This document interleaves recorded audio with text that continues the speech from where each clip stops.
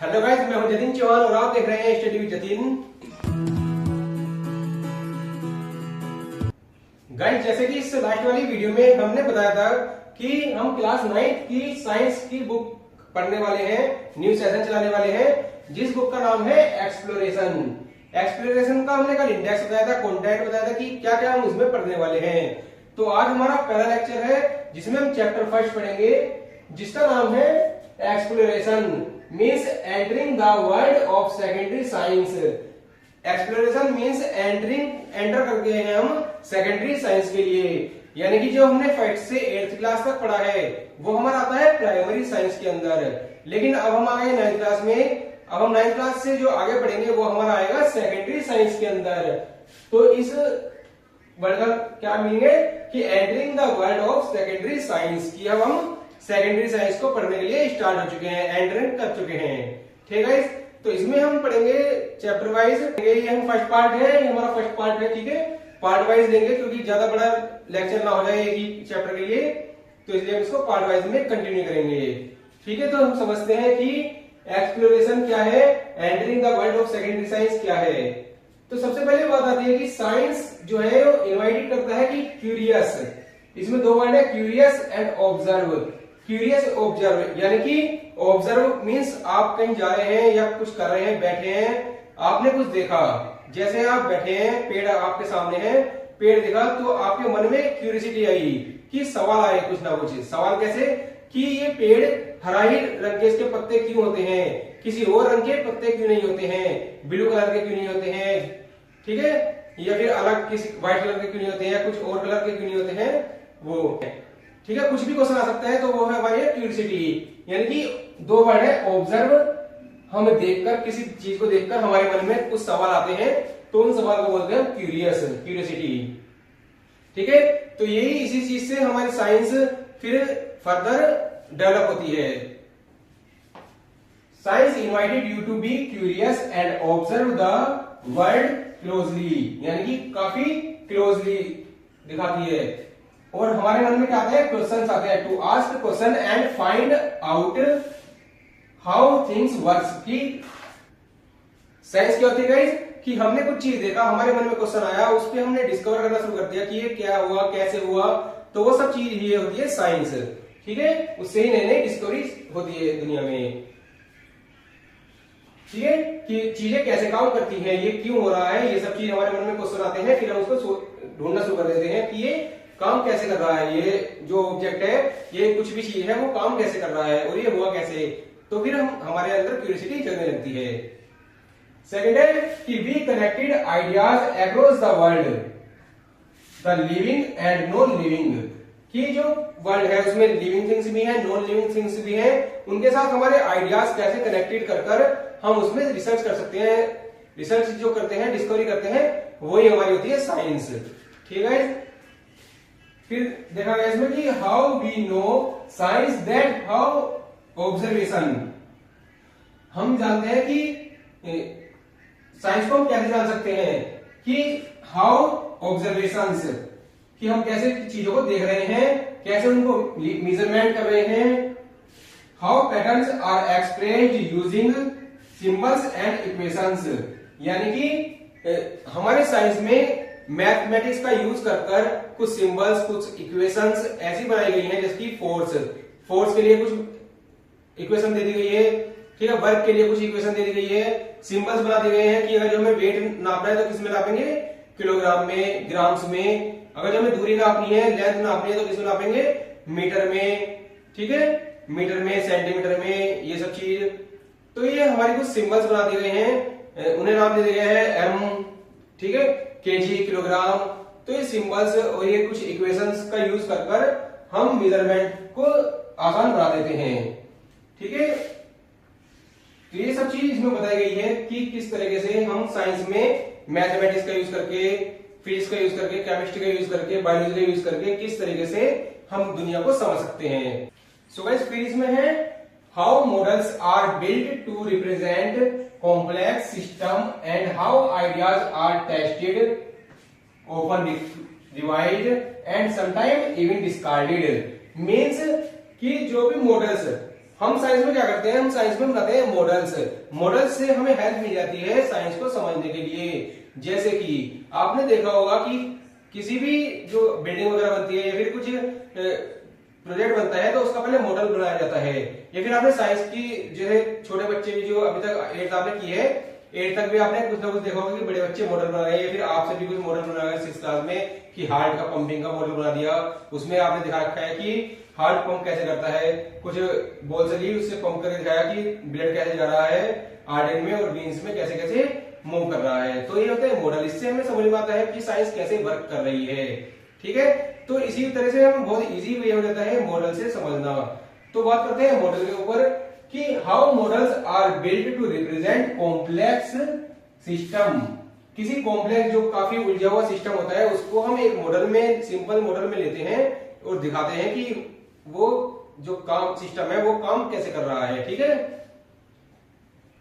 And how ideas are tested. फिर जो model है वो उसको, जैसे मैंने हार्ट का एग्जांपल दिया, वो तो काफी बार दिखाया गया है। ठीक है, उस पर हमने टेस्ट शीट भी कर रखी है, उस पर हमने वर्क कर रखा है कि ये सही है या कैसा है, तो वो बिल्कुल टेस्टेड हुआ है, वो बिल्कुल पास हुआ है। लेकिन जो नए नए मॉडल आते हैं तो उसको कैसे करते हैं, उन मॉडल को टेस्ट किया जाता है कि क्या सही है, फिर उनको रिवाइज किया जाता है, बाकी टीम के द्वारा रिवाइज किया जाता है कि वो जो मॉडल बनाया गया है वो बिल्कुल सही है, सही वर्क कर रहा है, जो सिस्टम काम करता है बिल्कुल वैसा ही दिखाया गया है या कुछ अलग दिखाया गया है।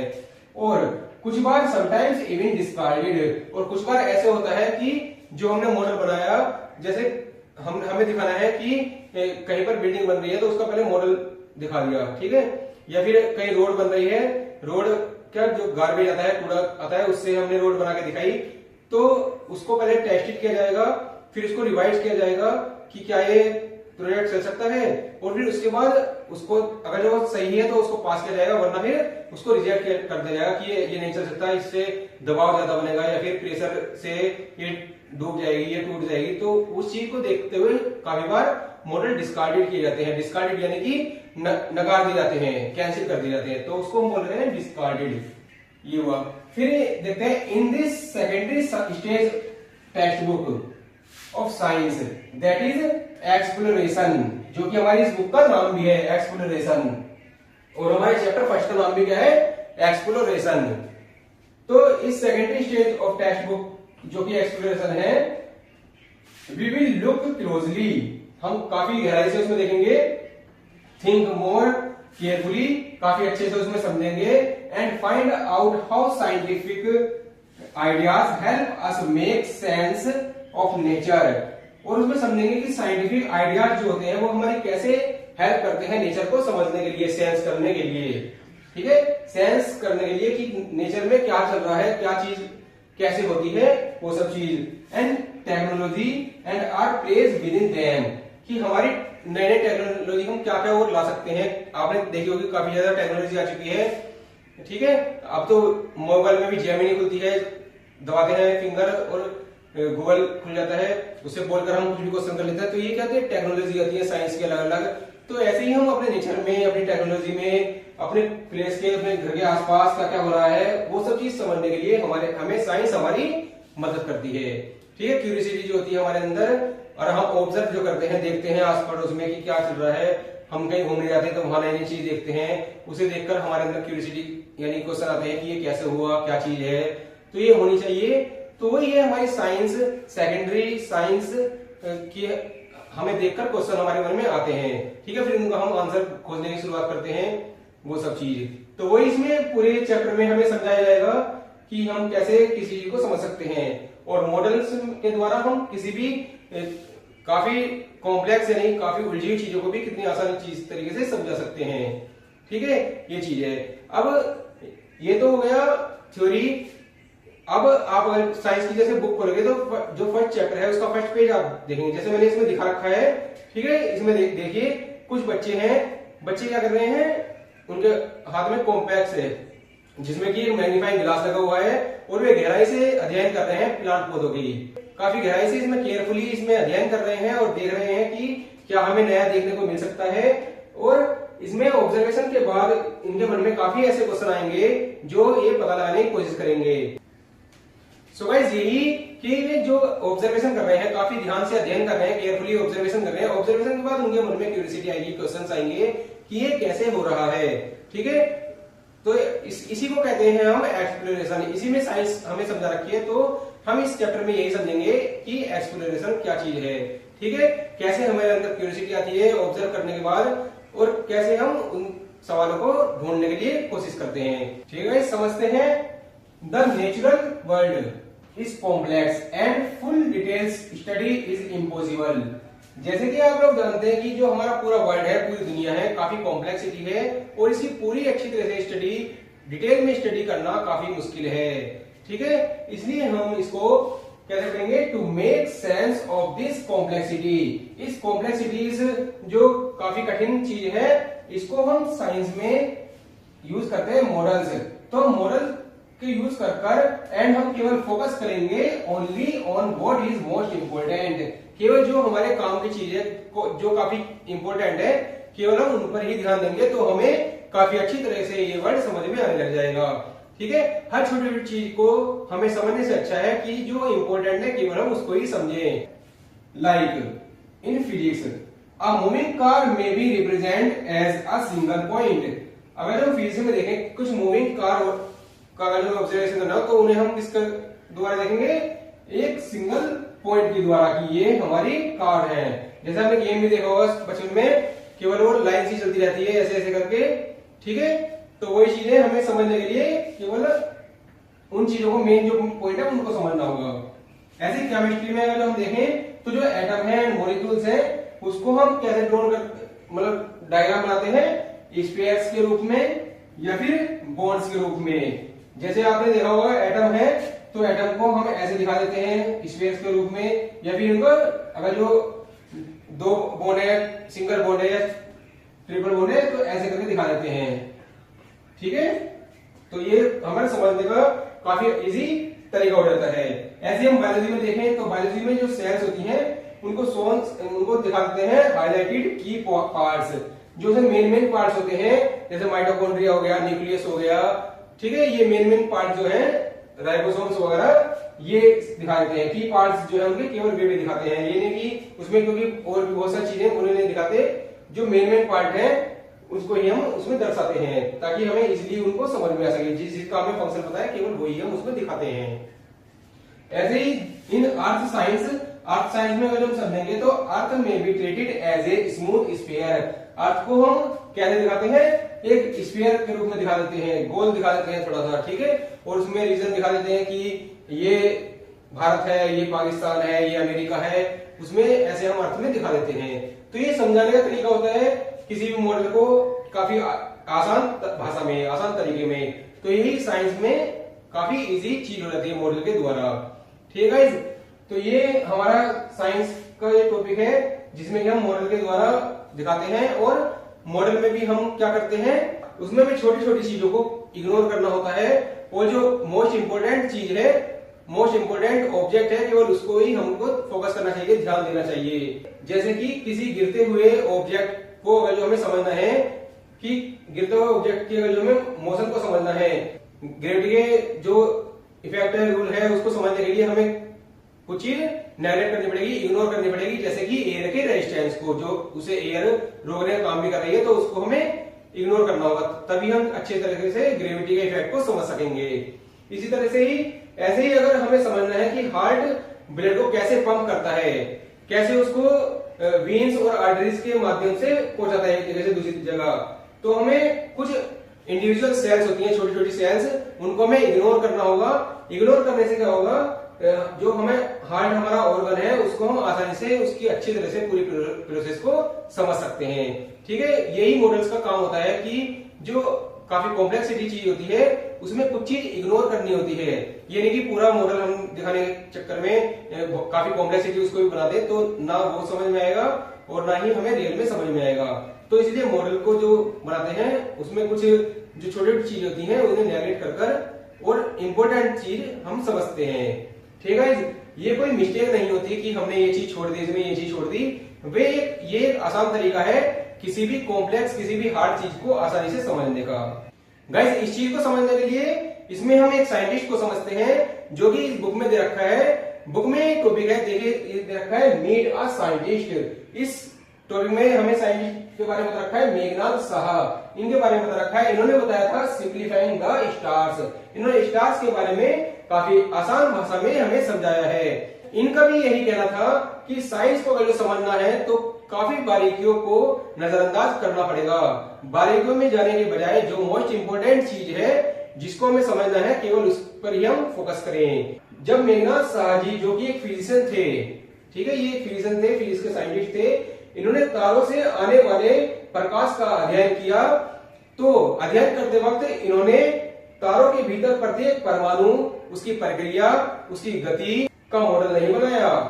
इसके बजाय इन्होंने क्या किया, इसके बजाय इन्होंने तारों के भीतर के पदार्थ को एक गर्म गैस माना, कई जटिल प्रक्रियाओं को अनदेखा किया और फिर इन्होंने केवल तापमान, दबाव और एटम द्वारा आयन जो होते हैं उनके निर्माण पर इन्होंने अपना ध्यान केंद्रित किया। ठीक है, वो ध्यान केंद्रित करने से इनको क्या पता चला कि जो तारे होते हैं उनका रंग उनके तापमान से किस प्रकार गहराइयों से जुड़ा हुआ है, कि ये प्रकाश किस वजह से हो रहा है। तो किस वजह से हो रहा था, उसकी तापमान की वजह से। इन्होंने फोकस किया टेम्परेचर, प्रेशर और एटम के आयंस पर। तो इन्हें पता चला कि जो टेम्परेचर है, तापमान की वजह से ही उनका कलर ग्लो हो रहा है। ठीक है, ठीक है। इस एक्सप्लोरेशन के लिए हमने एक एग्जांपल जो कि बुक में है ये दे रखा है। ठीक है, इसको समझते हैं। इसमें एग्जांपल 1.1 इसमें पूछा गया है एक क्रिकेट शॉट के बारे में, जिसमें कि पूछा गया है think of a cricket ball being hit for a six, कि एक हमें सोच रहे हैं कि एक हिट किया गया है, एक बॉल पर बैट मारा गया है, किसके लिए, एक सिक्स मारने के लिए, यानी कि सिक्स लग जाए तो छक्का लग जाए। तो उसमें हमें you want to make a simple model, एक मॉडल बनाना है, कुछ उसमें बातें बतानी है। उस बातों में क्या होना चाहिए कि what details would you include, कि उस बातों में हमें क्या रखना चाहिए जो इंपॉर्टेंट चीज है, कि हमें पता चल सके कि छक्का किस वजह से लगा है, क्या उसमें इंपॉर्टेंट चीज है। या फिर व्हाट वुड यू इग्नोर, या फिर उसमें क्या चीज इग्नोर करें जो हमारे काम का नहीं है, बहुत ही सिंपल चीज है, उसको हमें इग्नोर करना चाहिए। तो इस एग्जांपल में हमें यही बताना है, इस मॉडल में यही दिखाना है कि हमें क्या चीज इंपॉर्टेंट है और क्या चीज इग्नोर करनी है। इसमें जो मेन चीज है वो है कि बॉल जो क्रॉस है वो बाउंड,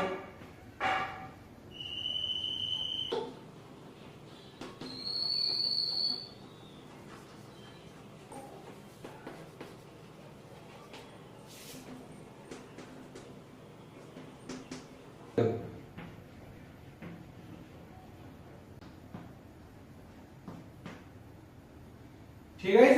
सबसे पहली चीज इसमें क्या होनी चाहिए कि जो बॉल है वो क्रॉस होनी चाहिए बाउंड्री के, बिना ग्राउंड को हिट करे, कि हमने सिक्स मारा, बैट से मारा, और जो बॉल है वो बाउंड्री से पहले टप्पा नहीं खानी चाहिए, उसके बाद में ही टप्पा खानी चाहिए, तो सिक्स मारा जाएगा। पहली चीज पे तो हमें ये गौर करना चाहिए। ठीक है, दूसरी चीज पर पहले हम देखेंगे इसके बाद कि हमें क्या क्या चीज इग्नोर करनी चाहिए। तो हम लिखते हैं ना इग्नोर थिंग्स,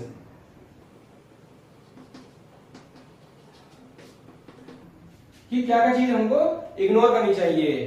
तो ये हमने एग्जांपल के तौर पर लिया है कि हमें क्या चीज इग्नोर करनी चाहिए। जैसे हमने ये मॉडल बनाया है, छोटा सा सिंपल सा एग्जांपल है, तो हमें ब्रांड, बैट का ब्रांड हम कोई दूसरा ब्रांड ले सकते हैं बैट का। ठीक है, फिर कलर, बॉल हरी हो, पीली हो, लाल हो, उससे कोई फर्क नहीं है।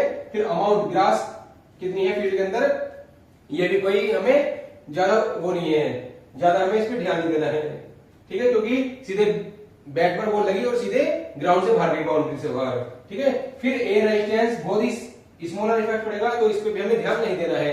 अब हमें मोस्ट इंपोर्टेंट चीज जिसकी वजह से सिक्स लगा, उस चीज पे क्या ध्यान देना है। अब देखते हैं किस चीज पे हमें ध्यान देना है, इंक्लूड करनी है क्या चीज हमें, इंक्लूड थिंग्स।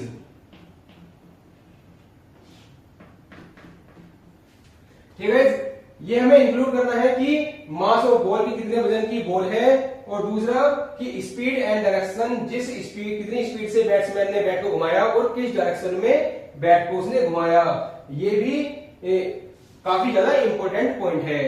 तो ये हमको इंक्लूड करना है, ये हमारी इंपॉर्टेंट चीजें, इस पर ध्यान देंगे तो हम अपने एग्जाम्पल कि हम जिसमें पूछा गया है कि 6 लगने का क्या क्या रीजन हो सकता है। ये रीजन इतने इंपॉर्टेंट नहीं है, ठीक है। इंपॉर्टेंट क्या चीज है, mass of ball and speed and direction in which it has been hit, कि किस डायरेक्शन और कितनी स्पीड से बैट्समैन ने बैट को घुमाया। ठीक है गाइस, ये हमारा एग्जांपल पूरा हुआ। इसमें आपने समझ लिया होगा कि हमको कोई भी मॉडल बनाते वक्त किन चीजों पे हमें ध्यान देना चाहिए, किन चीजों को हमें इग्नोर करना चाहिए, ये केवल उस चीज के लिए है।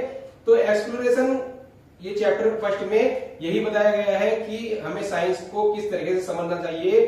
कुछ अगर जो मॉडल बना रहे हैं तो हमको किस चीज को ध्यान देना चाहिए कि क्या चीज इसमें इंक्लूड करें, क्या चीज इग्नोर करें। मैं आशा करता हूँ ये इस वीडियो से आपको काफी कुछ सीखने को मिला होगा, इस लेक्चर को आपने अच्छे तरह से समझा होगा। और मैं कोशिश करूंगा कि काफी इजी शब्दों में, इजी लैंग्वेज में आपको समझा पाऊं। और गाइस, अगर ये वीडियो अच्छी लगी तो वीडियो को लाइक करना, कमेंट करके बताना कि कौन सा पार्ट आपको ज्यादा अच्छा लगा और कहां पर थोड़ी बहुत मिस्टेक लगी, तो हम उस मिस्टेक को सही करने की कोशिश करेंगे। ठीक है, अभी तक चैनल को सब्सक्राइब कर दीजिए। मिलते हैं नेक्स्ट लेक्चर में। Thank you guys.